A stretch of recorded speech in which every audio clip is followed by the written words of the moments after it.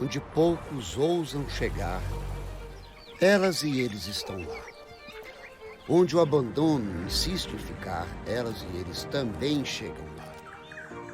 Onde o invisível busca um olhar, elas e eles olham, tocam, cuidam, sempre ao seu lado e ao lado de quem você ama.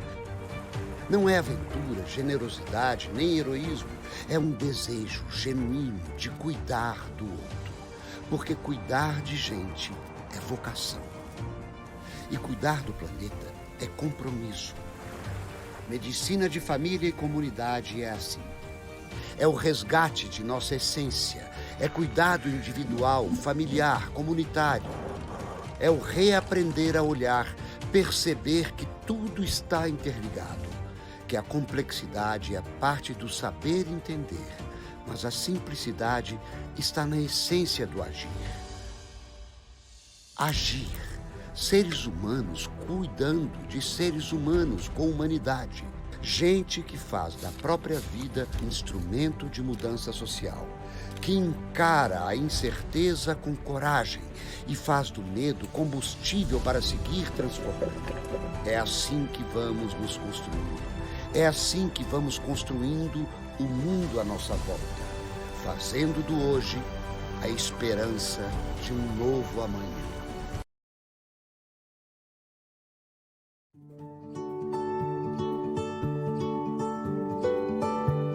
Como ser destaque no desenvolvimento de soluções para a educação médica e a prática clínica no país, e tornar o ensino cada vez mais qualificado e assertivo para os alunos.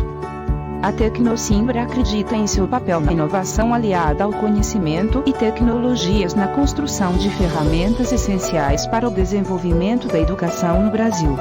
Por isso dispomos de serviços personalizados para capacitação de professores, assessoria para visitas do MEC e projetos personalizados para laboratórios. Entre em contato conosco para conhecer nossos serviços e produtos.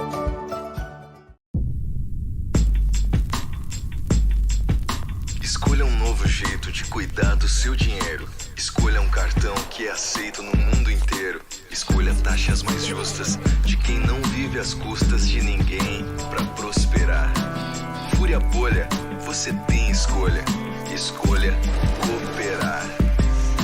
Escolha investir. Escolha emprestar de verdade. Escolha o que fazer com o dinheiro que sobra na sua entidade. Escolha cooperar com a sua comunidade. Empatia faz a nossa identidade. Colha o fruto das suas escolhas.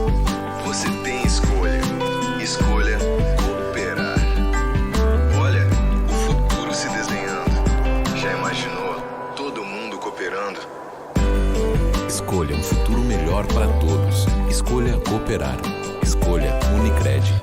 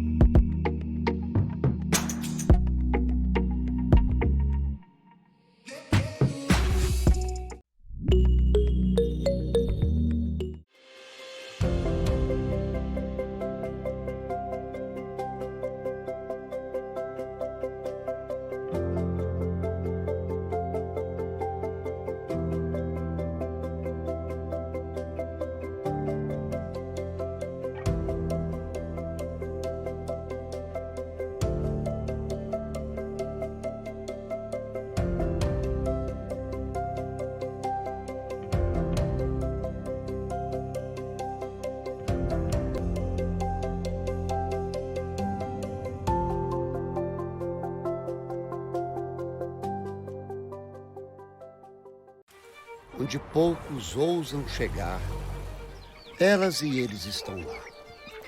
Onde o abandono insiste em ficar, elas e eles também chegam lá.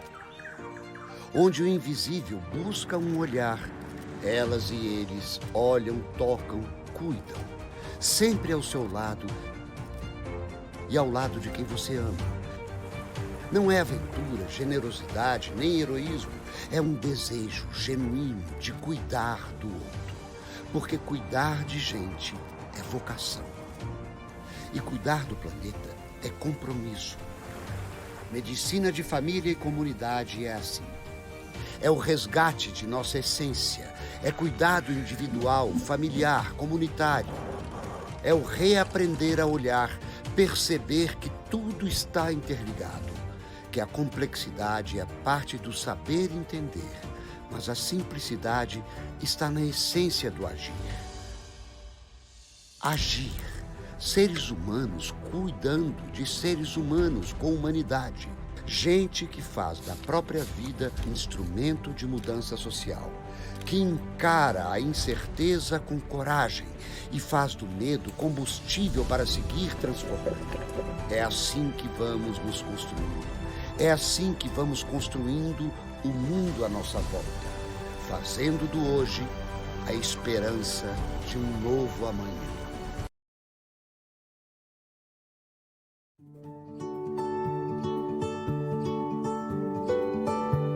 Como ser destaque no desenvolvimento de soluções para a educação médica e a prática clínica no país.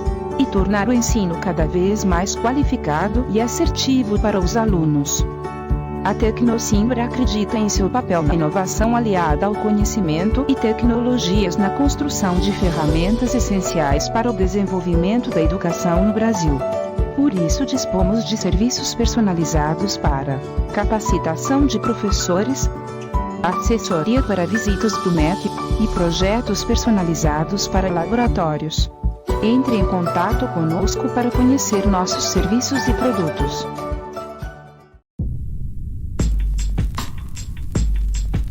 Escolha um novo jeito de cuidar do seu dinheiro. Escolha um cartão que é aceito no mundo inteiro. Escolha taxas mais justas de quem não vive às custas de ninguém para prosperar. Fure a bolha, você tem escolha. Escolha cooperar.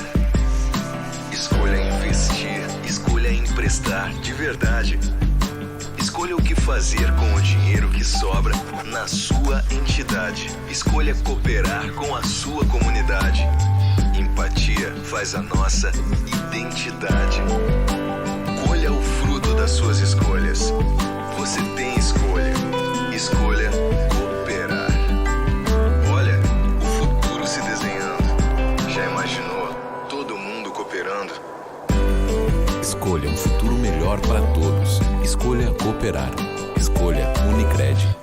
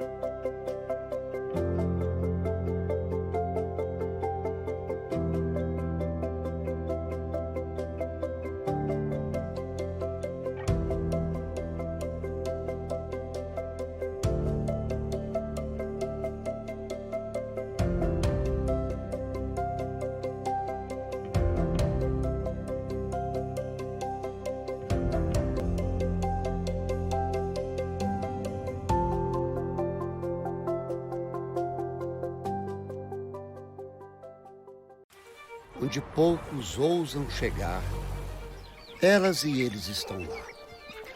Onde o abandono insiste em ficar, elas e eles também chegam lá. Onde o invisível busca um olhar, elas e eles olham, tocam, cuidam, sempre ao seu lado e ao lado de quem você ama. Não é aventura, generosidade, nem heroísmo.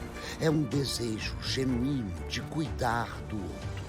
Porque cuidar de gente é vocação. E cuidar do planeta é compromisso. Medicina de família e comunidade é assim. É o resgate de nossa essência. É cuidado individual, familiar, comunitário. É o reaprender a olhar, perceber que tudo está interligado. Que a complexidade é parte do saber entender, mas a simplicidade está na essência do agir. Agir. Seres humanos cuidando de seres humanos com humanidade. Gente que faz da própria vida instrumento de mudança social. Que encara a incerteza com coragem e faz do medo combustível para seguir transformando. É assim que vamos nos construindo. É assim que vamos construindo o mundo à nossa volta, fazendo do hoje a esperança de um novo amanhã.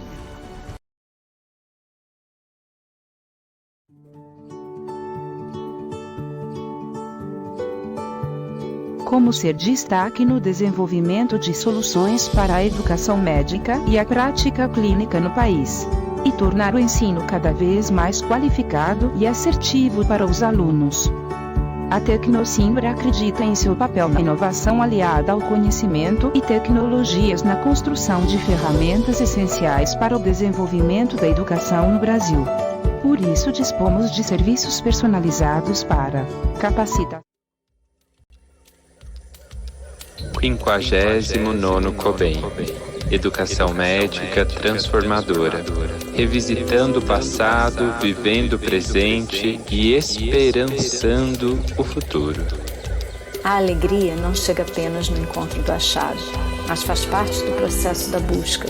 E ensinar e aprender não pode dar-se fora da procura, fora da boniteza e da alegria. Quando a educação não é libertadora, o sonho do oprimido é ser o opressor. Quando a educação não é libertadora, o sonho do oprimido é ser opressor. Quando a educação não é libertadora, O sonho do oprimido é ser o opressor. Quando a educação não é libertadora, quando a educação não é libertadora, quando a educação não é libertadora, Quando a educação não é libertadora, o sonho do oprimido é ser o opressor.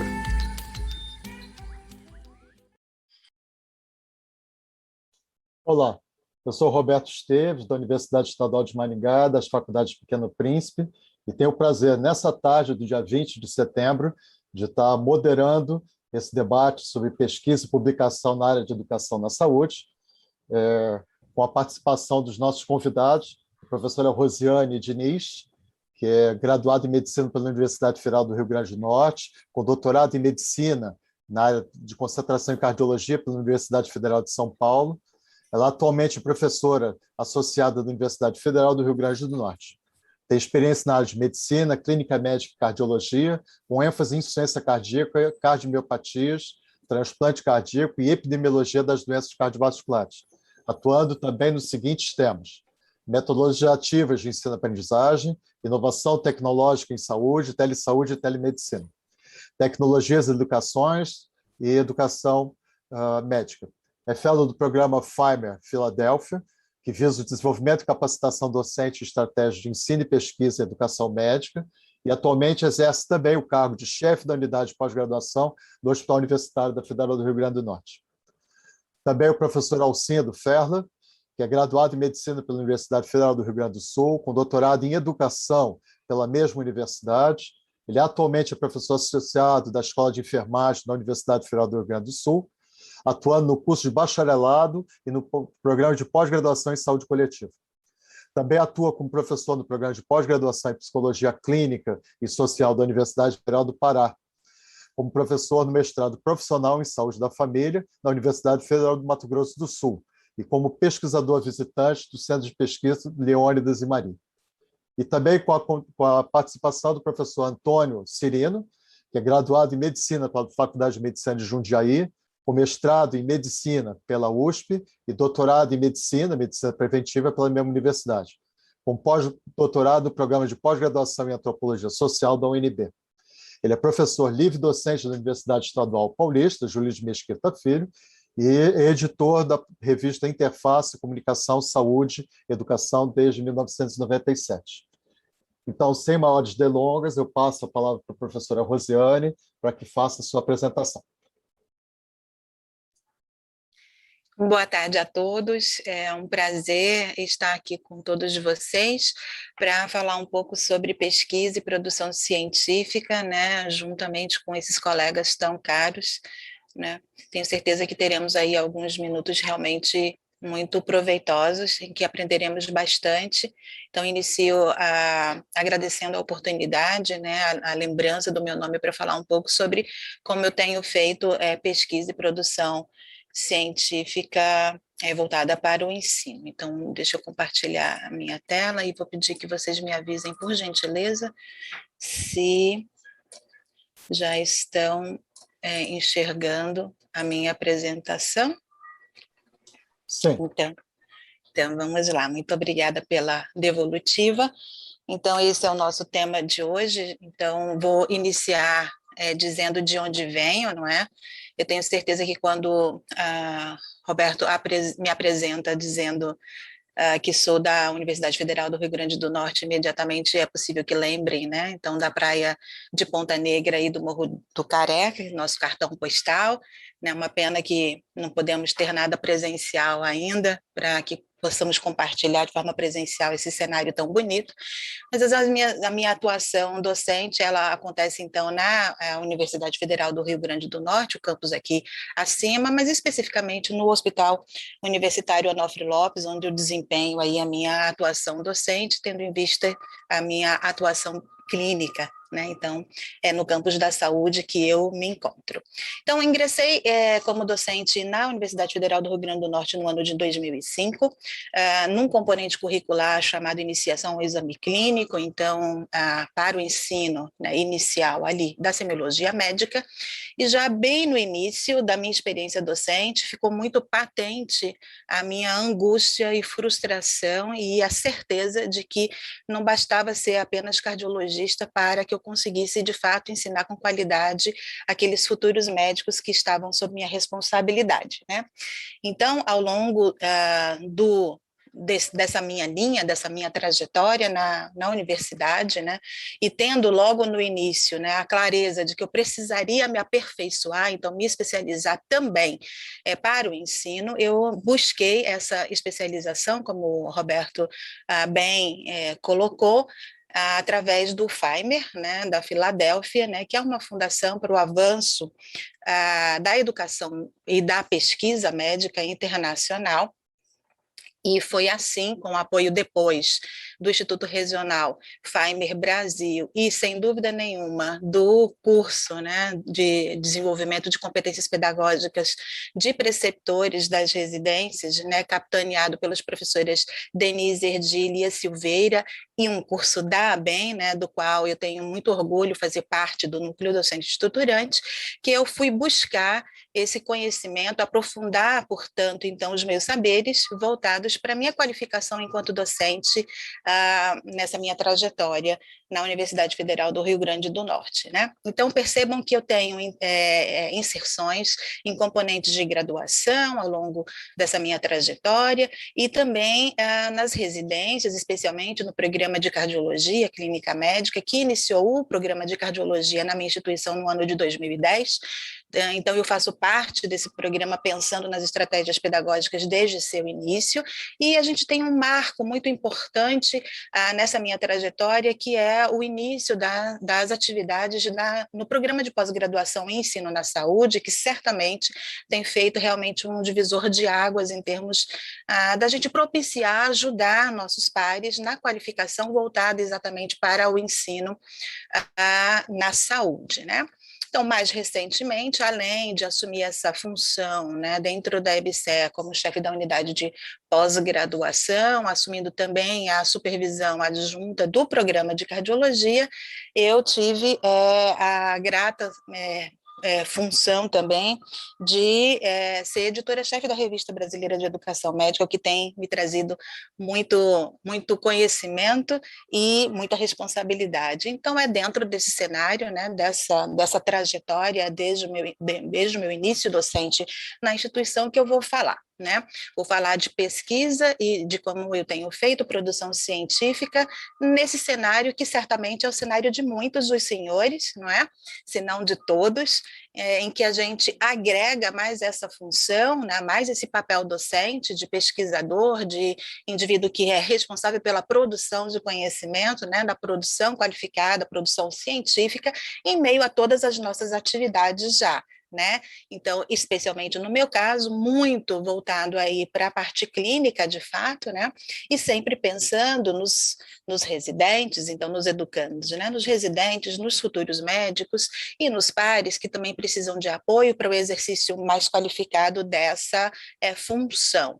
Então, ansiosa, né, e angustiada com os processos tanto de ensino, sobretudo de avaliação, que é sempre, né, uma dificuldade no nosso cotidiano. Então, pesquisar e produzir é algo a mais para, se não todos, a maioria de nós. Né? Lembrando que da nossa prática no ensino, né, dessa atividade que é do ensino do educando, a gente precisa, para pensar em pesquisa e produção científica, dar realmente essa abordagem, essa roupagem científica, partindo das reflexões sobre as melhores práticas, né, dos experimentos, dos resultados, para que as boas práticas, as melhores evidências em ensino, elas possam ser incorporadas às nossas atividades docentes e de preceptoria, né, até que a gente consiga avançar na ajuda dos pares, ensinando outros docentes, preceptores, né, como essa prática do ensino pode ser melhor realizada, pode ser qualificada e, idealmente, publicizando todos esses resultados, então, assumindo essa característica mais de mérito científico de fato, né? Como eu disse no início, então, logo procurei ajuda, na verdade, para entender um pouco melhor esse universo tão vasto do ensino na saúde, então, como parte da minha especialização em educação médica no FEMER Filadélfia, ingressei com esse projeto, né, que foi um projeto que me trouxe muitas surpresas agradáveis, procurando aí melhorar as habilidades clínicas cardiovasculares para os estudantes, nos estudantes de graduação do curso de medicina, então, utilizando para isso uma ferramenta de e-learning, então, Interactive Spacer Education, que foi o que eu optei por usar para essa finalidade de aprimoramento de habilidades clínicas, e já nesse momento, como um projeto inovador que a gente aplicava, utilizando uma modalidade avaliativa também diferente, inovadora, e que não existia na instituição, a utilização do Minisiex para avaliação de desempenho dos estudantes do terceiro semestre do curso de medicina, então, durante a semiologia médica, e tendo sido possível com esse projeto observar que realmente essa forma de fazer diferente, inclusive de avaliar de forma diferente e muito voltada para a observação direta e devolutiva, atrelada a essa observação, fazia com que esses indivíduos, né, esses futuros médicos, eles tivessem um melhor desempenho, tanto da parte cognitiva quanto da parte de desempenho de fato. Então, terminando essa especialização na Filadélfia, eu tive o prazer de ingressar como facilitador na Regional Brasil do FEMER, e a partir de então, de lá para cá, a gente vem de forma colaborativa e em rede, aprofundando os estudos, né? Esses são alguns dos estudos iniciais, ainda em 2012, apresentado no COBEM, que falava de como a gente consegue aperfeiçoar, na verdade, desenho curricular, matrizes, aqui especificamente voltado para o trabalho interprofissional. Nesse exemplo aqui, fazemos isso, inclusive, utilizando do ensino à distância, para que todo o processo fosse completado, os resultados alcançados, como aqui apresentados. Então, essa primeira imersão em desenho curricular voltada para o trabalho interprofissional, fez com que já no mestrado, a partir de 2013, nós iniciássemos essa linha, né, procurando iniciar atividades que de fato fossem interprofissionais dentro da cardiologia. Então esse foi um dos projetos, logo no início do mestrado profissional em ensino na saúde, na nossa instituição, então aprovado em 2012, primeira turma em 2013, que a gente teve a oportunidade de desenvolver, e foi aí apresentado no Congresso Europeu de Educação Médica, em 2014, falando dessa experiência positiva, né, de agregar, então, vários profissionais para uma visita dentro do hospital, voltada para o melhor cuidado de pacientes internados por agravo cardiovascular. Esse foi um projeto muito importante, porque, de fato, ele conseguiu ter continuidade, ser institucionalizado. Então, até hoje, nós temos essa atividade interprofissional que acontece uma vez por semana, envolvendo profissionais diversos da saúde, então, medicina, farmácia, nutrição, serviço social, psicologia, enfermagem, né, para discutir as melhores condutas, então, aí para o paciente internado nesse caso. E, mais ou menos de forma paralela, a gente teve uma atividade que foi semelhante em nível ambulatorial, né? Então, nesse momento aqui, a gente pensava muito em desenho curricular, em matriz, em atividades interprofissionais como importantes para a formação, e, paralelamente, a gente foi dando oportunidade para estudantes de graduação do curso de medicina, mas também do curso de nutrição, para vivenciar essa experiência já num cenário mais ambulatorial, um ambulatório de insuficiência cardíaca que foi pensado desde o início para acontecer de forma interprofissional também. Então, essa foi uma experiência, um projeto também que rende até hoje, porque o ambulatório continua acontecendo de forma interprofissional, com participação, então, de médico, nutricionista, farmacêutico, psicólogo, e esse ano ingressando fisioterapia também, para participar desse ambulatório, cuja experiência foi publicada aí no Medical Education há alguns anos atrás, no ano de 2017. Então, nós ficamos perpassando, né, os projetos que davam visibilidade à interdisciplinaridade, ao trabalho interprofissional ao longo desses anos, não é? Sempre levando uma questão muito reflexiva, e essa experiência de refletindo sobre problemas para minimizá-los foi muito importante, porque foi uma atividade que reúne desde o seu início, né, a coisa de 4 anos, né, os residentes durante o seu acolhimento, então os residentes médicos e multiprofissionais, para a gente pensar nos problemas como forma de afinar, né, o trabalho em equipe e minimizar aí eventuais conflitos durante o período de formação desses residentes na instituição. Então, olhando para a graduação e para as residências, né? Ao mesmo tempo que continuava o trabalho como facilitador, então, no FEMER Brasil, também sempre nesse momento falando sobre desenho curricular, então a gente ficou motivado a pensar em elaborar de forma colaborativa matrizes que dessem conta da formação na residência de cardiologia, que foi um outro projeto no mestrado profissional em ensino na saúde, e também na graduação, olhando a formação voltada para a saúde do idoso ao longo de todo o curso de medicina. Então, 2 projetos também que me deram muito prazer e foram também institucionalizados, uma vez que a estrutura curricular da cardiologia, que atualmente, na verdade, é uma das poucas que ainda não tem matriz, né, de competência pela Comissão Nacional de Residência Médica, ela já acontece de forma sistemática no programa de cardiologia nosso. E interessante, para falar da importância, né, de rever matrizes,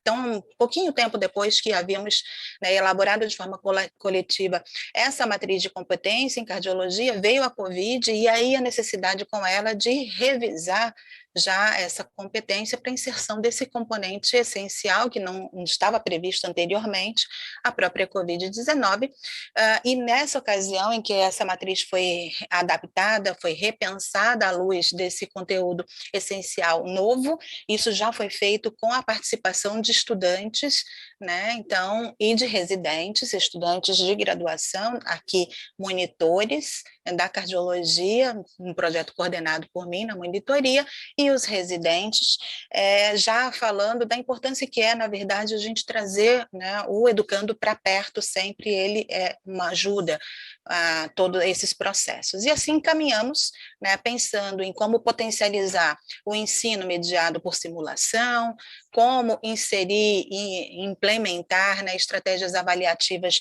mais robustas durante a formação, como os exames clínicos objetivos e estruturados, na graduação, naquele exemplo, oftalmologia, como manter esse estudante próximo da gente, com um programa de capacitação pedagógica voltada para o estudante na monitoria, né, para que ele possa fazer essa interface tranquila com os pares, né, utilizando também das melhores estratégias, inclusive de devolutiva, de feedback, afinando a comunicação na equipe, né, então aqui a gente fez um treinamento com a preceptoria Minuto, e sempre voltando o olhar para a necessidade do desenvolvimento docente, para que todas essas mudanças pudessem ser, né, compreendidas e também todos tivessem tranquilidade para caminhar nessa mesma direção, né, da qualidade, acreditando que, de fato, essas formas, né, de fazer mais ativa, mais formativa, são as melhores em termos de formação, tanto para graduação quanto nas residências, né? Então, essa experiência de capacitar pedagogicamente, né, que já vem desde lá o estudante, com a preceptoria Minuto, a gente também levou para outros cenários, né, em outro projeto também do mestrado, agora para falar dessas microhabilidades na preceptoria da residência multiprofissional. Foi um projeto também muito importante para a gente e apresentado aí no último COBEM presencial que tivemos, né? E avançamos em relação aos estudantes para, além do treinamento em metodologias ativas de ensino que valorizem, né, a comunicação, a devolutiva, também a utilização de sistemas de avaliação que sejam mais formativos, né, e também funcionando como ferramenta de ensino. Então, integrando aí estratégias de ensino e avaliação, né, adequadas para essa matriz que a gente vem pensando ao longo desses anos todos, né? A avaliação tem sido realmente muito importante em termos de objeto, né, de pesquisa dentro do mestrado. Assim, tivemos avaliação 360 graus para a nossa instituição na cardiologia e clínica médica, mas também tivemos a oportunidade de colaborar com outras iniciativas igualmente importantes, e agora nacional e com apoio internacional também, da avaliação baseada em cenários de práticas, né? Então, com representantes aí do Ceará, dos Estados Unidos, de Ribeirão, que nos tem trazido muita alegria, de fato, em ver o progresso de todas essas iniciativas, né?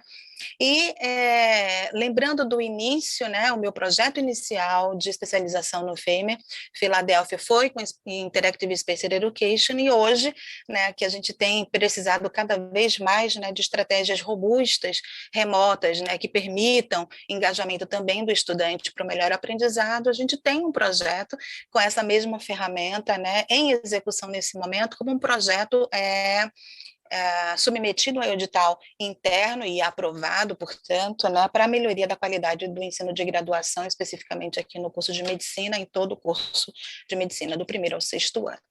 Muito bem, então, dessa minha experiência docente, eis que em meados de 2020 eu assumo essa função tão importante, né, de estar como editora-chefe da Revista Brasileira de Educação Médica, né? Então, trazendo aí a responsabilidade de dar continuidade ao belo trabalho desempenhado por todos os editores-chefes que me antecederam, e em especial a professora Daniela Chiesa, que fez um trabalho belíssimo à frente da revista.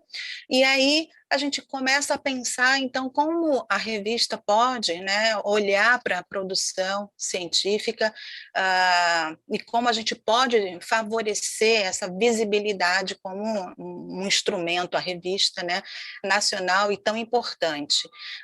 Então, a gente olha para as boas práticas, né, reforçando a necessidade da integridade científica e do valor, né, das decisões baseadas na ciência, também no âmbito do ensino. Então, nossa atuação tem sido no sentido de qualificar e dar agilidade a todo esse processo editorial para que realmente aconteça o reconhecimento e mérito científico daqueles que, né, submetem seus trabalhos à revista. Então, uma das ações feitas nesse sentido foi aumentar, então, agregar ao já dileto, né, grupo de editores associados da revista, né, outros editores, para a gente agilizar todo esse processo de forma qualificada, e agora com a expressão nacional, né, nos editores associados.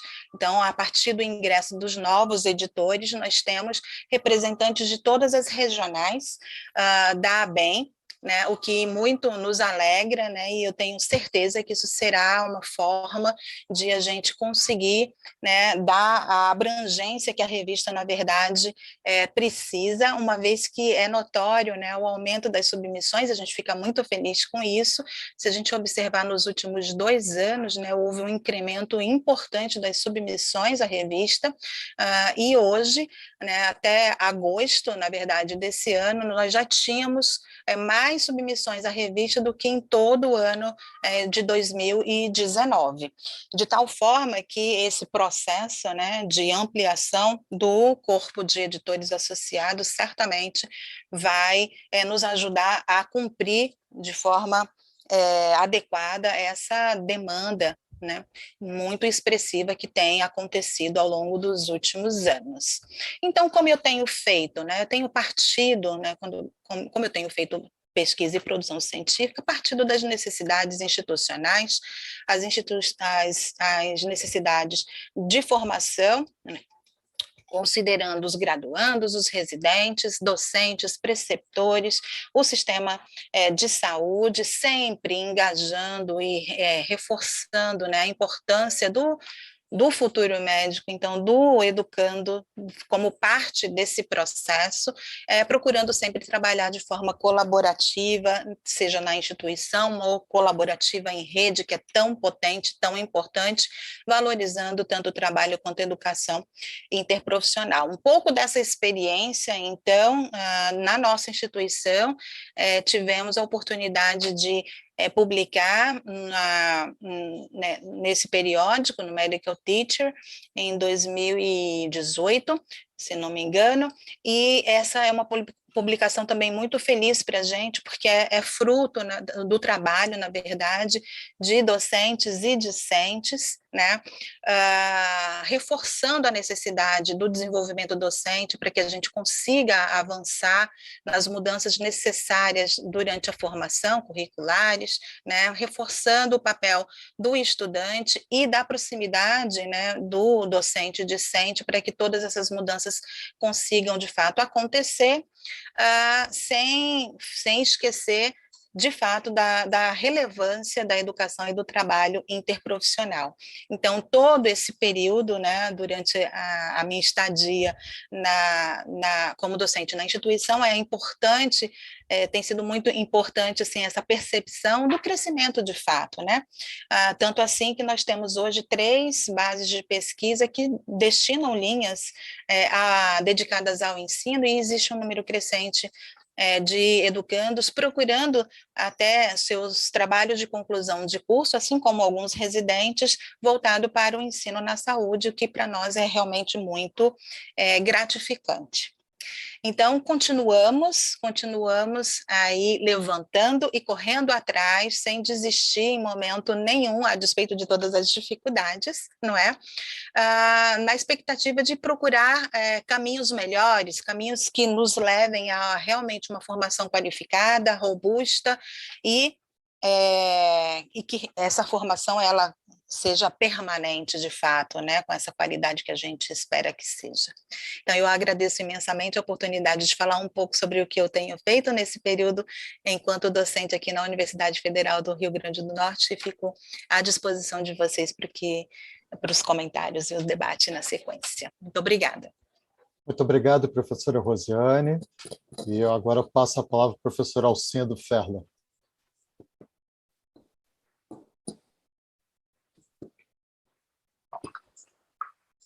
Boa tarde a todas as pessoas que estão conosco aqui. Quero começar dizendo que também para mim é uma honra estar nessa mesa, no congresso do nosso COBEM, e mais ainda estar nessa mesa composta por uma dupla de R's, Rosiane e Roberto, e uma dupla de A's, Alcindo e Antônio, cujo sentido eu não faço a menor ideia de qual seja, mas de qualquer forma me é muito caro, me é muito agradável estar aqui mesmo sem a capacidade de uma explicação matemática, lógica, ou o que quer que seja dessa coincidência, mas talvez isso faça parte do nosso debate, essas coisas que a complexidade vai colocando no nosso trabalho, no trabalho docente, no trabalho de cuidado à saúde, e elas estão aí mesmo quando a gente não consiga explicá-los. Mas é uma conexão oportunista, porque de verdade estou muito feliz de estar aqui com essas pessoas especificamente que têm acompanhado tão fortemente aí os desafios do ensino e da prática médica. Eu também evidentemente não consigo pensar em uma fala sobre os encontros da educação com a saúde sem lembrar dos 100 anos do Paulo Freire, o patrono da educação brasileira, que nesse período de tensões civilizatórias tão agudas que respingam ou que borrifam na área da medicina, me parece ser bem importante a gente afirmar a importância, a contribuição do Paulo Freire, sobretudo o seu conceito de aprendizagem como alguma coisa que nos transforma e ajuda a transformar o mundo, porque um mundo com iniquidades, um mundo com injustiças, um mundo com mortes evitáveis, não é um mundo alegre, é um mundo triste, é um mundo que vai reivindicar a nossa produção, o nosso conhecimento e o nosso deslocamento, sobretudo, dos lugares que a gente ocupa para a gente superar a crise civilizatória. E essa crise talvez se traduza bem no fato de que até ontem, ou a última vez que eu olhei os indicadores aí de segmento da pandemia, nós brasileiros que temos 3%, que representamos 3% da população mundial, estávamos contribuindo catastroficamente com 13% das mortes. E eu estou falando de mortes de pessoas, mortes de, quiçá, prêmios nobres da medicina, mas se por um lado nós temos dúvidas sobre quantos deles seriam, por outro lado nós temos certeza absoluta que cada uma dessas vidas que foi perdida tinha familiares, tinha amigos, tinha pessoas que gostava muito, e portanto é muito oportuno que a gente perceba que não são estatísticas, são pessoas, e uma parte expressiva dessas que morreram e que são brasileiras morreram por negligências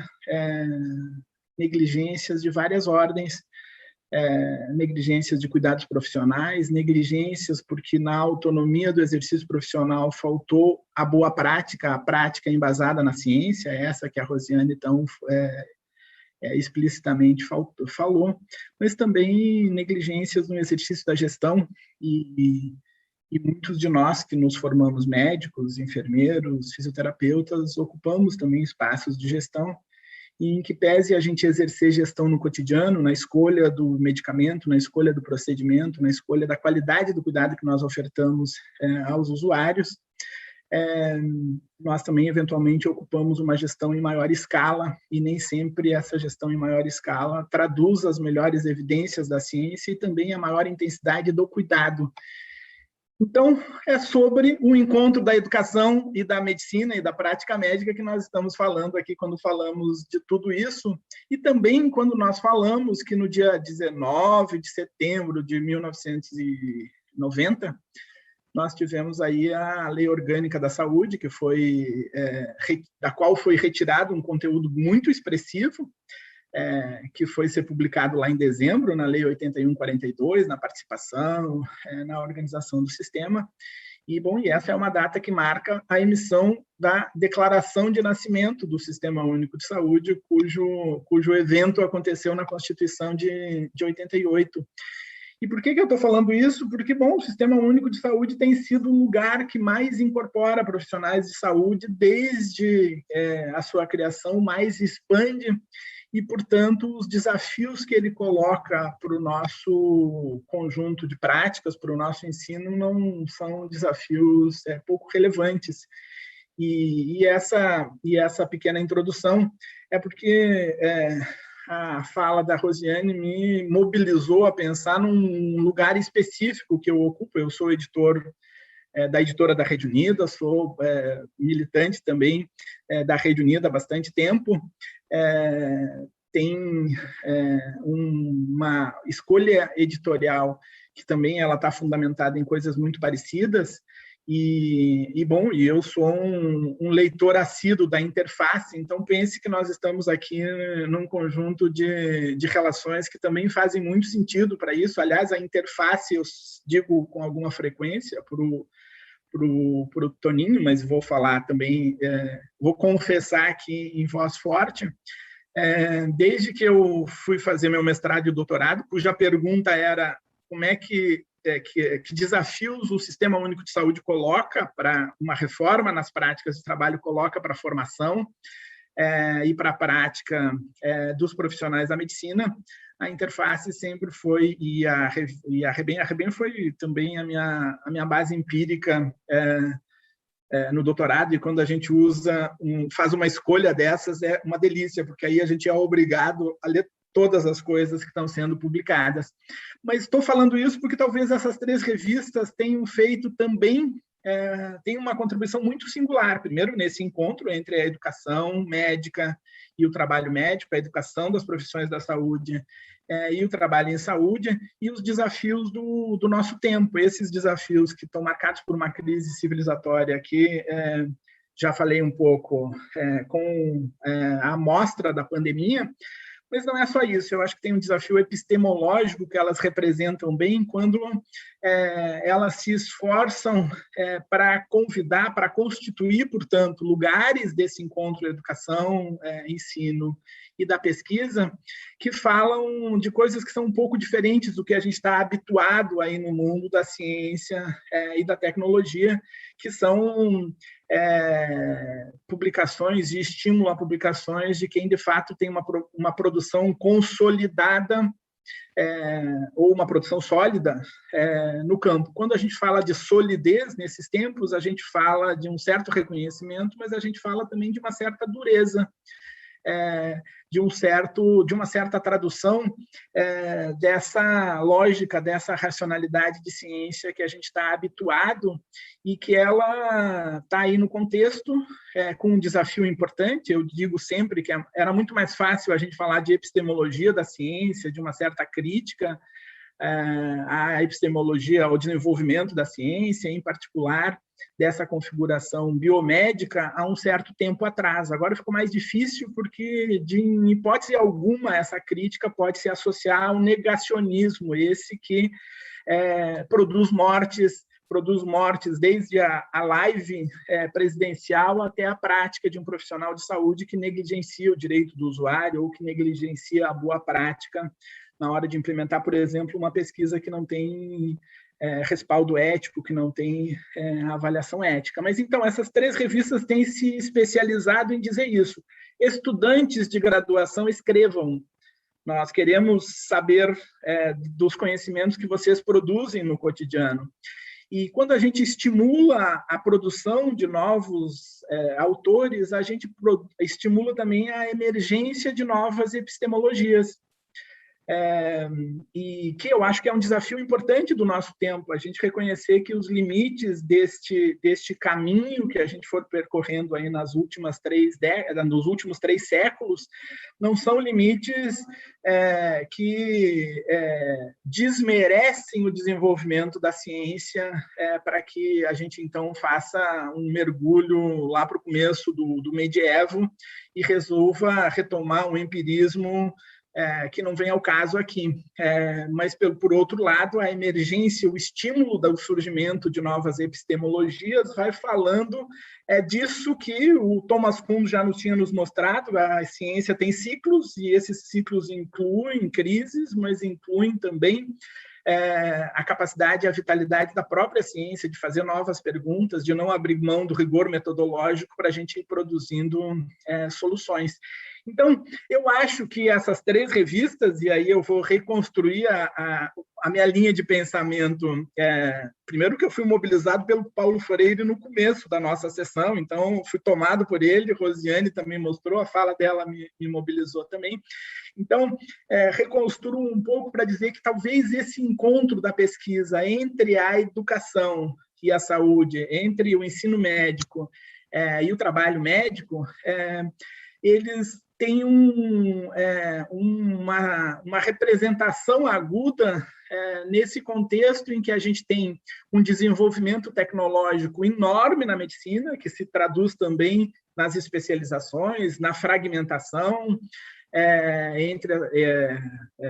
no interior do campo da medicina como prática profissional, e, portanto, coloca o desafio da integração, do trabalho colaborativo, do trabalho interdisciplinar, porque é isso que o SUS e também a nossa prática individual nos produz, né? Quer dizer, como nós abrimos mão, ou uma boa parte de nós, da condição de semideuses, a gente resolveu que se enxerga melhor na ideia de um profissional de saúde humano, cuidando de humanos, portanto, precisa ser cuidado como um humano também, a gente vai se dando conta de que o conhecimento ele está disponível, ele está aberto, e é importante que a gente o ocupe, como, aliás, a política de desenvolvimento do trabalho, a política de educação permanente, que a gente aprendeu a dizer, vai falar sobre isso.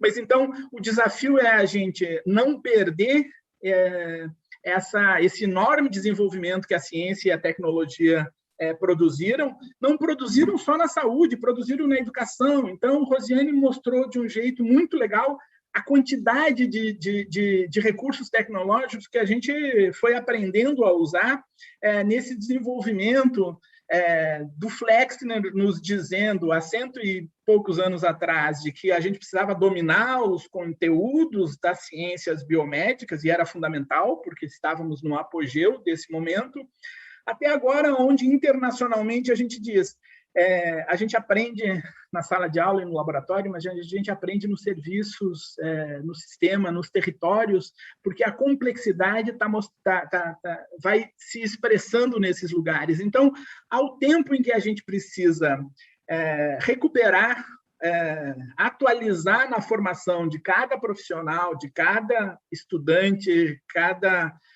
jovem, cada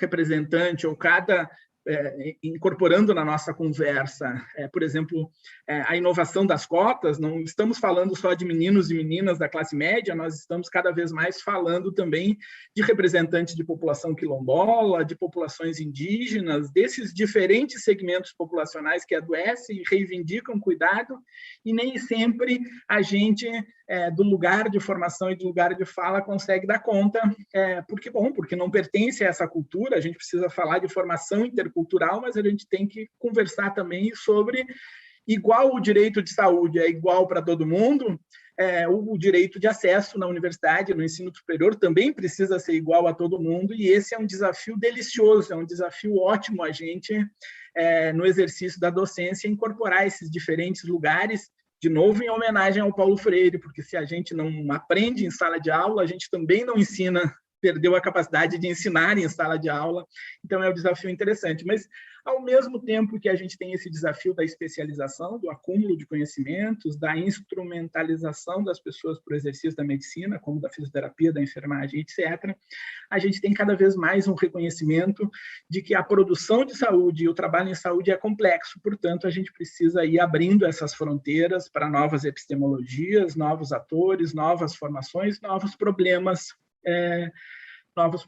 E aí a gente chega no que mais me delicia na minha prática de pesquisador e na minha prática docente, que é o encontro com essas realidades que até então elas eram o lado de fora do meu pensamento. Eu tenho gostado bastante de pesquisar a organização do cuidado e da saúde nas populações amazônicas, nos territórios amazônicos, porque isso, de uma certa forma, me faz perceber que a quantidade de coisas que eu ainda tenho que aprender, elas são infinitamente maiores do que as que eu já sei, e, portanto, eu estou projetando um trabalho docente de pesquisador até uns 120, mais ou menos, que é o que provavelmente vai chegar assim, na virada da curva de normalidade, quando tem menos coisas que eu ainda não aprendi à minha volta. Mas isso é porque me interessa muito dizer, neste momento, de que primeiro, nós precisamos, para sermos bons médicos, nos tornarmos bons pesquisadores em tempo integral e ao mesmo tempo, porque se a gente reconhece que o trabalho é complexo, a gente reconhece também de que ele nos traz evidências que não estão só sistematizadas na ciência, elas estão no cotidiano. Mas esse tempo nos ensina, é bom que essa evidência não nos atravesse como crença e como convicção, que ela nos atravesse como desafio de produzir conhecimento, de sistematizar conhecimento e de oferecer e de compartilhar esse conhecimento, porque senão nós seremos uma parte nessa maquinaria necropolítica que a gente vê no cotidiano, e alguns dos nossos colegas têm sido quando faz pesquisa com medicamento sabidamente ineficaz, negando o direito do usuário. E é bem importante que a gente, no Congresso Brasileiro de Ensino Médico, que a gente, numa pesquisa, numa mesa como essa, reflita sobre isso, porque onde é que nós erramos na formação básica de um profissional de saúde, que é o pressuposto ético, que é o ensino de que a autonomia profissional ela só pode acontecer com base na ciência que a sustenta. E essa ciência não necessariamente é o conteúdo que já foi publicado, mas também um certo método, um certo rigor na pergunta. E eu acho que esse é um desafio importante, porque, de novo, Rosiane disse, olha a quantidade de conhecimento que nós temos para ensinar para quem passou no vestibular e quer ser um bom médico, de preferência não retirando na formação aquela vontade de ajudar o mundo, aquela vontade de transformar o mundo, aquela vontade de cuidar das pessoas que os nossos estudantes no começo do curso, em sua maioria, têm, e alguma coisa dá errado até o final do curso, porque uma parte deles resolve que o shopping center é mais importante do que a saúde das pessoas. Então, e eu acho que a pergunta está no ensino da pesquisa, no protagonismo da pesquisa, numa aprendizagem que não só traduza as metodologias ativas que a gente está dizendo, não tem mais sentido aquela aula bancária de transmissão de conhecimentos, nós precisamos ativar, nós precisamos perguntar radicalmente como aprende cada uma das pessoas que está conosco para que a gente consiga potencializar o ensino, não só numa aprendizagem média, mas naquela aprendizagem singular. Eu tenho casos belíssimos, emocionantes, de populações indígenas, de estudantes indígenas que dizem: fui reprovado na aula de anatomia porque eu errei tudo. Essa noção de corpo que a gente ensina na aula de anatomia, ela não é a única noção de corpo das diferentes culturas. A professora Madel Lu já nos ensinou isso há décadas, que nas diferentes racionalidades médicas, nos diferentes sistemas complexos, tem diferença. Então, não é errado a gente ensinar a anatomia que a gente aprendeu. O errado, neste caso, é não considerar que existem outras concepções que a gente, na condição de pesquisador e de docente, precisa ensinar e precisa criar diálogo também, porque senão a gente não consegue chegar na melhor expressão da complexidade do que pode ser o nosso trabalho, que é a produção de saúde, mas não a produção de saúde só como um hemograma normal, a produção de saúde como uma vida plena, como uma vida capaz de interagir aí com as adversidades. Mas estou forçando esse pensamento porque a saúde como bem viver é uma concepção que as nossas populações tradicionais indígenas têm desde sempre. E aí, ao invés de, no encontro com elas, a gente aprender isso com alguma frequência, a gente vai diagnosticando, não só os bons diagnósticos embasados na ciência, como a professora Rosiane nos mostrou, a gente vai diagnosticando e constituindo o estigma, que, aliás, a gente aprende a fazer isso com o usuário, aquele que não se comporta e não se torna o bom paciente que a gente gostaria. Mas não é só de populações indígenas. Se a gente procura aí nos teóricos das ciências sociais e humanas que nos ensinaram muito a saúde, a organização do sistema de saúde que a gente tem, a gente pode encontrar o Canguilhem, por exemplo, que fala do andar da vida, onde a doença faz parte, mas ela precisa de uma capacidade de interação. A gente pode falar desses diálogos de saber sobre a sua saúde, que o professor Merri, que a professora Laura, que vários de nós temos falado como desafios para a integralidade. O professor Rubem Matos, que está ensinando o cuidado e a integralidade na próxima dimensão, né, da nossa existência, que está fazendo muita falta entre nós, e tantos outros. Mas eu fico pensando, então, que esse encontro da pesquisa e da educação também traduz a gente conseguir olhar a nossa história e homenagear essas pessoas que foram produzindo avanços no conhecimento. Eu estou me lembrando aqui da professora Donângelo, estou me lembrando aqui de uma porção de pessoas que estão sendo... enfim, que publicaram muito nesses periódicos que a gente está falando aqui, que não são só os periódicos da ciência disciplinar ou da densidade tecnológica, mas eu estou pensando também em coisas que a gente já aprendeu. A gente aprendeu, por exemplo, que tem uma aprendizagem significativa e ativa nas experiências de vivências e estágios na realidade do SUS, o VERSUS, que era uma parte importante da política de educação e desenvolvimento e que se perdeu, e a gente não pergunta tanto por que se perdeu. A gente não se pergunta tanto por que a política de educação permanente tinha um sentido há um certo tempo e passou a ter outro. A gente não se pergunta tanto por que o NASF era tão importante para ativar essa complexidade no atendimento lá do cotidiano e deixou de ter financiamento. Então, um bom encontro da educação e da pesquisa e do trabalho em saúde é essa boa capacidade que a gente tem de fazer perguntas para o contexto onde a gente está, de desenvolver bons pensamentos para encontrar aí a capacidade de a gente, com rigor metodológico, com respeito à vida, com respeito ao outro, com um exercício de autonomia que também está associado, e isso vale para a prática individual, mas também para as nossas entidades representativas. Eu li capítulos e publicações na mídia dizendo que a gente não precisava se preocupar tanto com o embasamento científico na prescrição de medicamentos, no uso de coisas. Eu li.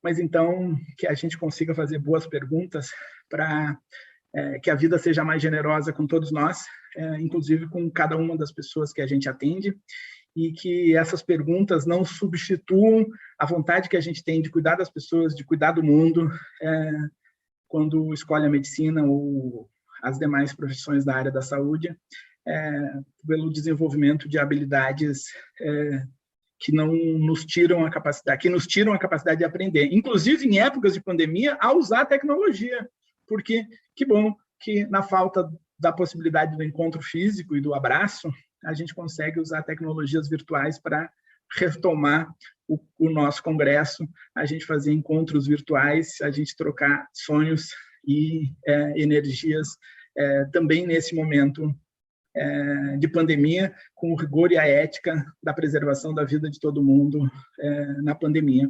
Então, eu de verdade refiz o meu pensamento aqui para comemorar o encontro e para colocar aí, então, desafios que me parecem ser traduzíveis desse encontro Educação e Saúde neste momento de pandemia, nesse momento de crise civilizatória, nesse momento em que a boa prática médica é chamada tão fortemente, algumas vezes como berro, como súplica, e outras vezes como o exercício ético de cada um de nós.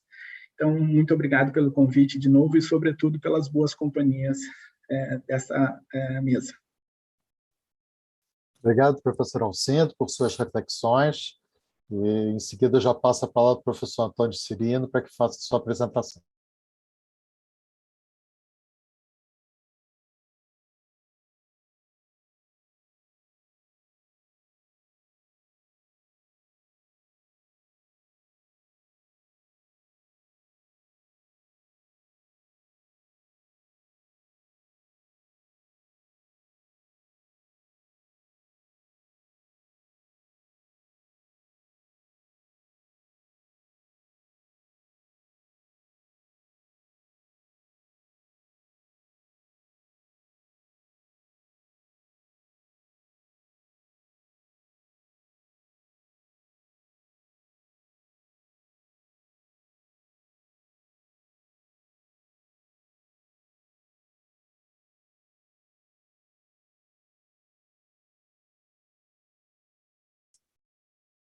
O microfone está desligado, professor Antônio.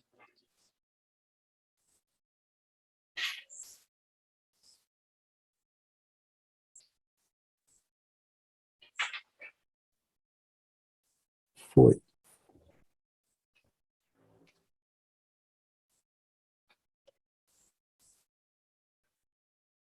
Foi agora? Sim, estamos vendo a apresentação. Tá joia.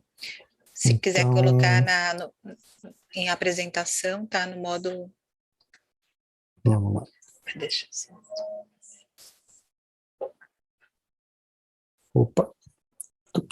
Bom, eu perco o contato visual com vocês, mas... Bom, vocês não me ouviram, então quero iniciar dizendo que é um grande prazer estar aqui com o Roberto, com a Rosiane, com o Alcindo, querido conhecido de muito tempo, né? Eu pensei que, tendo em vista que eu estou envolvido com interface há pelo menos 25 anos, né, pensei em trazer algumas questões, não conhecendo muito bem o público, né, para a gente conversar um pouco algumas questões sobre o periódico científico na comunicação do conhecimento no campo da saúde coletiva, mas também na formação de profissionais de saúde. Né, começar trazendo um conceito de campo científico do Bourdieu, né, para nos balizarmos dentro desse espaço, né, no qual os cientistas competem pelo monopólio da autoridade, né? Aqui, autoridade científica entendida como não só uma competência, mas também um poder, né? E aí o Bourdieu faz até uma aproximação da ciência com a literatura, embora a autoridade elas sejam adquiridas, sejam áreas distintas, elas são adquiridas de modo similar, né? Ou seja, pelo prestígio institucional, né? Claro que aqui não vale para a literatura, mas o controle de um periódico científico relevante no campo, a capacidade de influenciar a seleção de projetos, então estando numa agência de fomento à pesquisa, né? E a outra dimensão, a da ciência, na qual o que nós vimos, né, nas últimas décadas, que a publicação de artigos em periódicos científicos se transformou num modo dominante de publicação do que se produz de conhecimento, né? Com isso, até mesmo nas ciências sociais, o livro perdeu um papel, né? Eu, embora editor de um periódico científico, eu sou um amante dos livros, né? Dos livros, né? Não só da literatura, mas também da publicação em livros, né? E aí o Alcindo aí como editor da editora da Rede Unida, que já tem uma, né, uma vasta publicação, né, tem tido um papel muito importante, e em forma nenhuma a publicação no livro ela diminui o que produzimos. É claro que temos que, isso é óbvio, né, os formatos eles são distintos, né, mas até mesmo, então quero aqui, de certa forma, dizer que é importante sempre estarmos pensando na publicação também em livros, né? Bom, então, visto que essa autoridade ela não se reveste só da competência, mas também do poder que esse pesquisador ocupa no cenário, e aí isso coloca uma responsabilidade muito grande sobre o papel do editor, né? E a necessidade de termos uma humildade ao reconhecer isso, né? Uma outra coisa importante em tempos de internacionalização, né, é também observar, né, a divisão que existe entre o mainstream e a periferia na ciência, ou seja, o mundo anglo-saxão, né, e outras partes desse mundo, né, a periferia.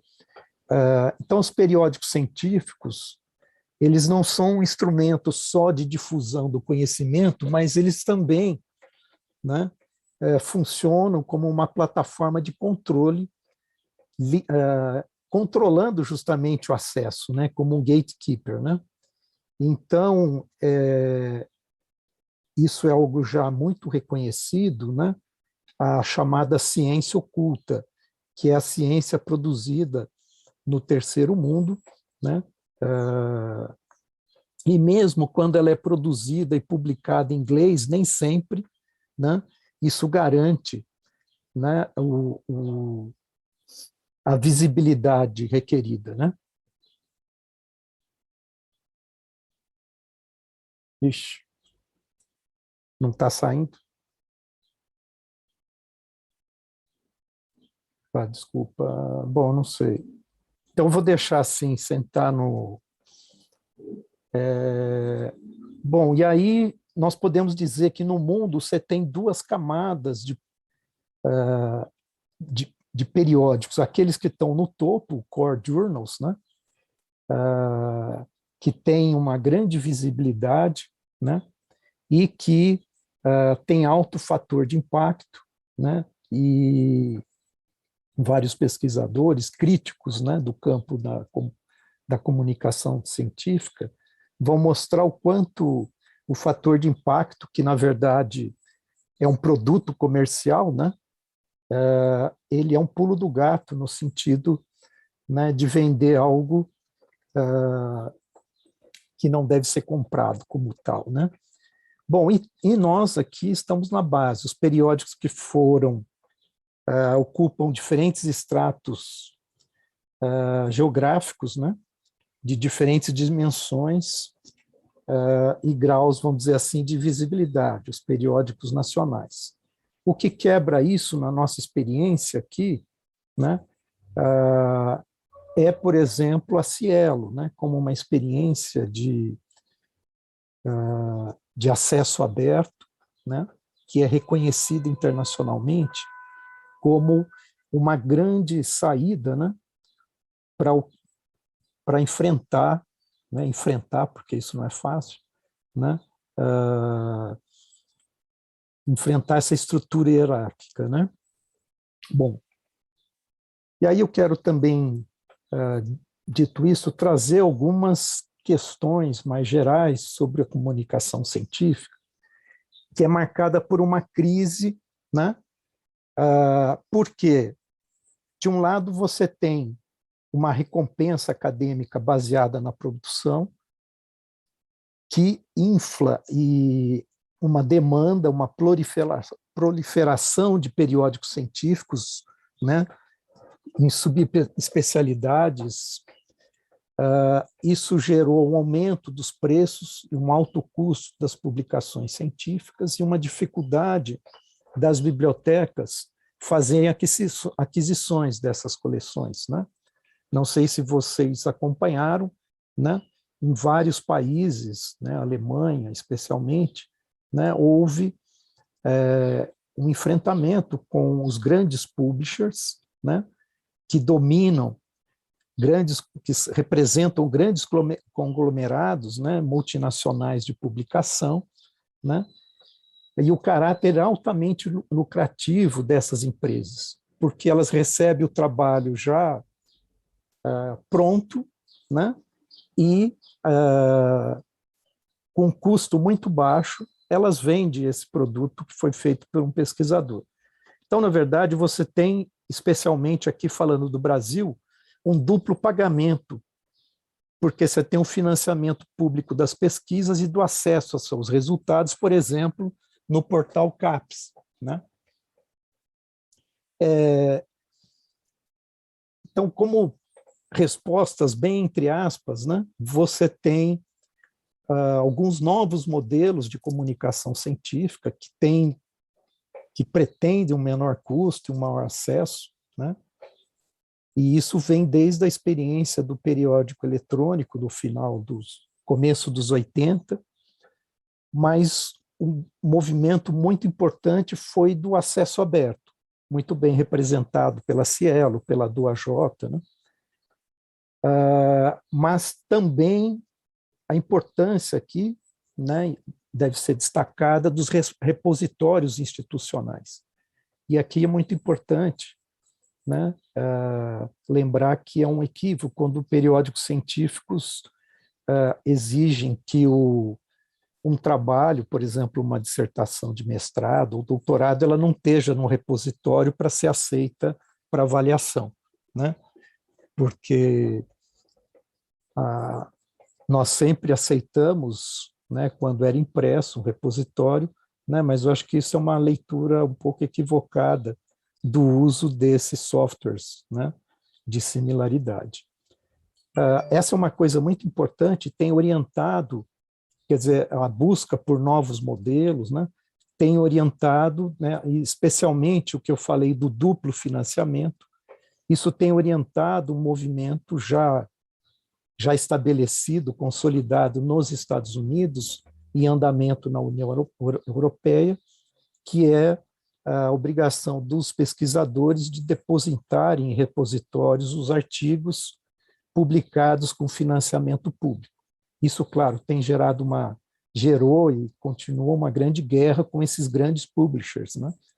Essas empresas comerciais, né, que são dos setores mais lucrativos, né? Bom, no Brasil, a nossa situação no momento dos periódicos, nós sempre tivemos um financiamento do CNPq-CAPES, né? Mas essa triste imagem aqui, né, representa bem um período de grande crescimento progressivo do financiamento à pesquisa no Brasil, né? Que tem início aqui mais ou menos em 2004, né? O segundo ano do início do governo Lula, até 2015, né? Quando seguimos aqui a crise do governo Dilma e o golpe, né? Então, praticamente, nós voltamos ao patamar de 2003, né? E isso afetou muito os periódicos científicos brasileiros, né? Eu estou acompanhando esse ano o fechamento de vários periódicos de diferentes instituições, universidades, periódicos indexados na Cielo, né? Em função desse desfinanciamento da pesquisa, mas também da publicação científica, né? Bom, depois eu vou comentar mais à frente do Qualis, já falei da Cielo, né? Muito rapidamente, então, hoje nós temos alguns modelos de periódicos científicos, os tradicionais que seguem com a venda de assinaturas, que mudou um pouco o ecossistema agora, porque o custo é muito mais alto para quem assina, do que era no tempo do periódico impresso, né? Para que a universidade tenha acesso a toda a coleção. Os periódicos de acesso aberto, né, foram um movimento importantíssimo no sentido do reconhecimento, né, do que o conhecimento produzido ele tem um valor universal, né? Mas esse movimento tem algumas nuances importantes, né? Por exemplo, os periódicos tradicionais, hoje, você submete um artigo, ele é aprovado, o autor é convidado a publicar em acesso aberto mediante um pagamento que hoje está na faixa aí de 5 a 10 mil reais, né? Uma novidade aqui para nós brasileiros, embora ela já seja mais antiga, é o pré-print, né?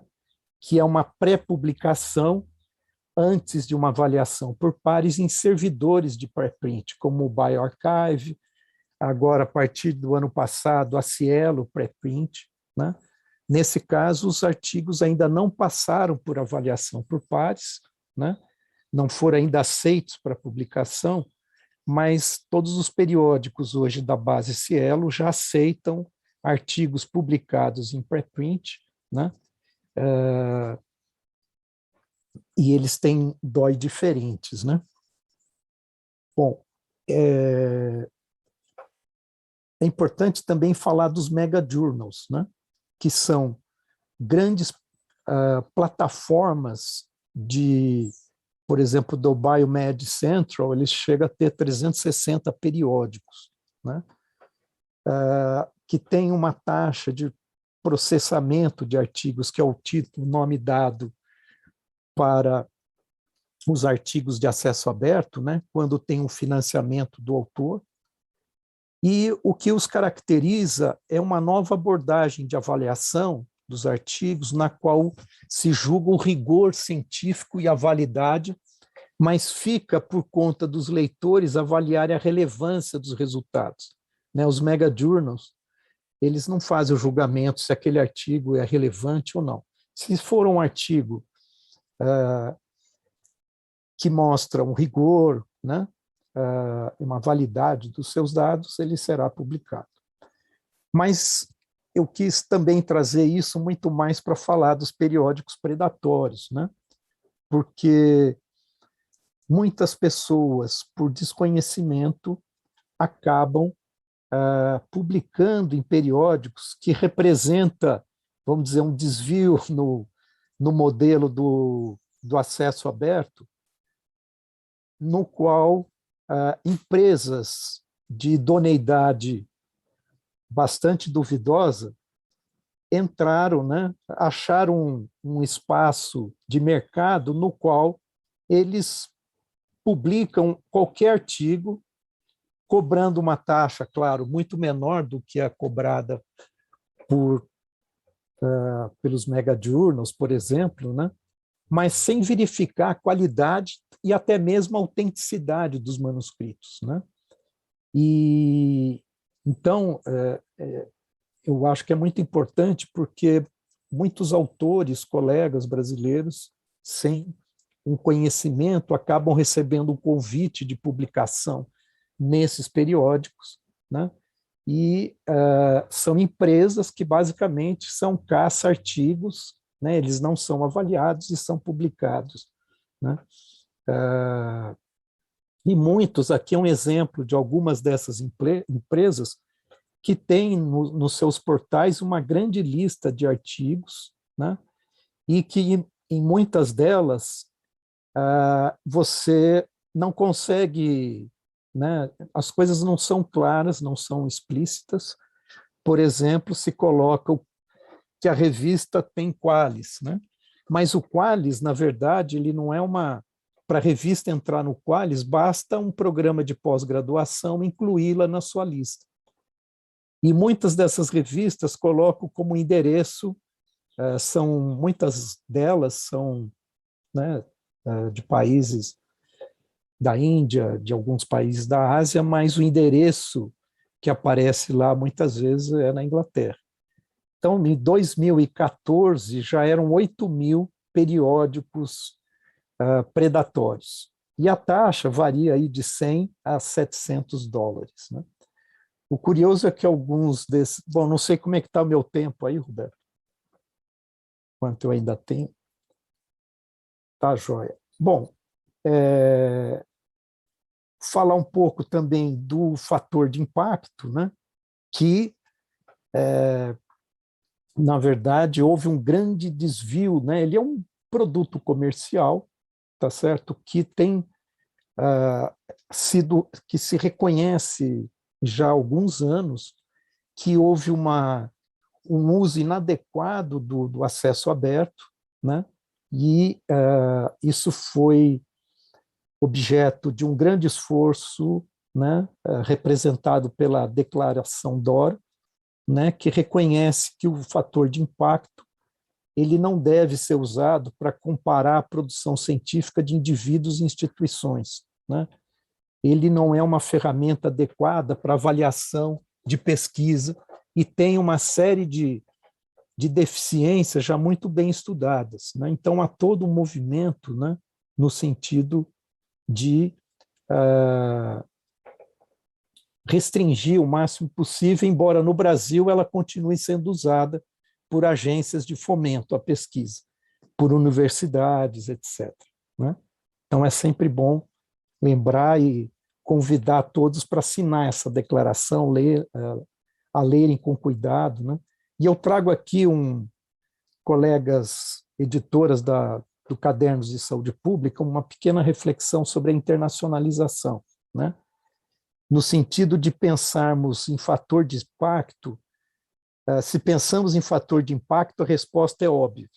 Internacional é ser lido e citado por autores de países desenvolvidos, especialmente de língua inglesa, que publicam em revistas de alto impacto, etc. Se, entretanto, pensamos em fortalecimento de redes de pesquisa e, claro, publicação voltadas a enfrentar problemas comuns da nossa sociedade, inclusive o da subordinação científica e tecnológica, teremos que ter olhos voltados para os países ibero-americanos, para a África e outros países em desenvolvimento. Então, nossa opção, no caso do caderno, mas nós subscrevemos e concordamos, né? Nossa opção nesse sentido não necessariamente aumentará índices bibliométricos, mas contribuirá para o desenvolvimento de uma ciência soberana, integrada e solidária. Né? Então, queria terminar aqui a minha apresentação, né? Para que pensemos, né? nessa questão e fico à disposição aí para o debate. Muito obrigado. Muito obrigado, professor Antônio, pela sua apresentação. E antes da gente abrir para o debate, nós temos algumas gotas de cultura previstas pelo nosso pessoal de apoio.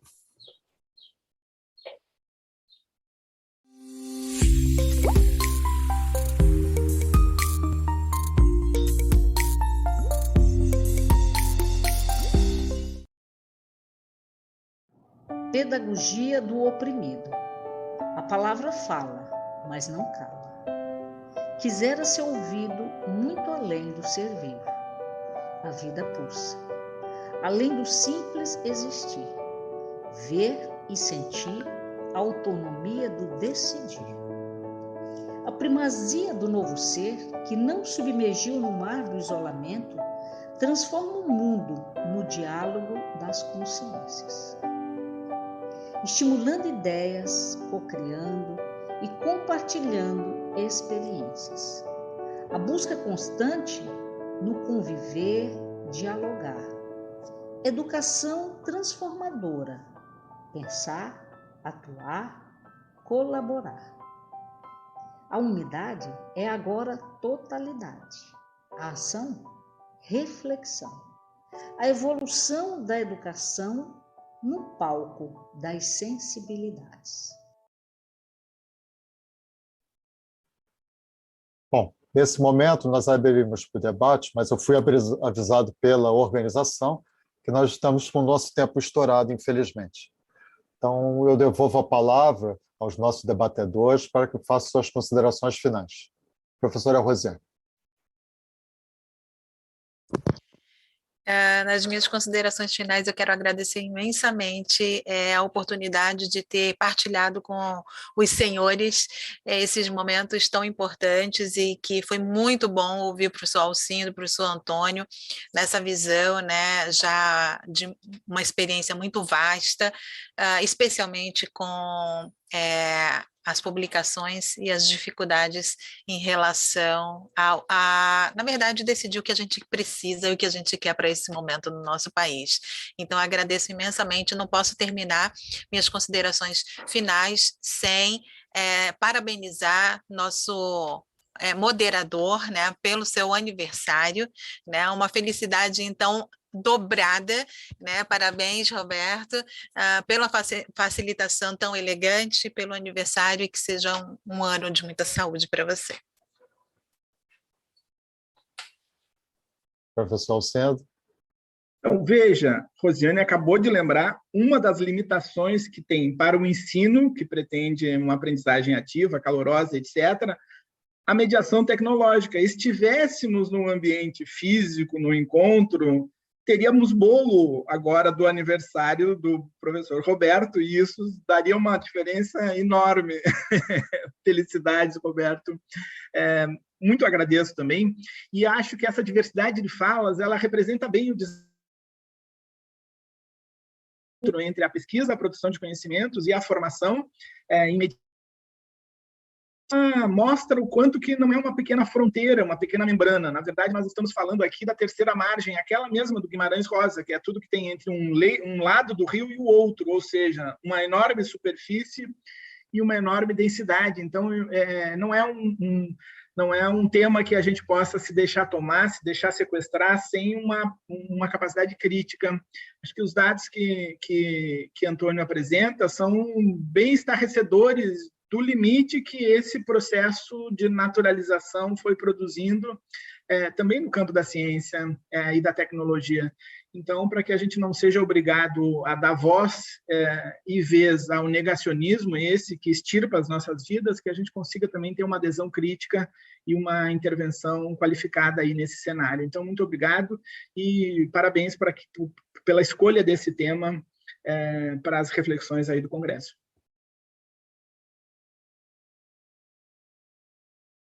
Bom, quero também agradecer, parabenizar o Roberto aí pela data, agradecer, dizer que eu gostei muito também da fala da Rosiane, do Alcindo.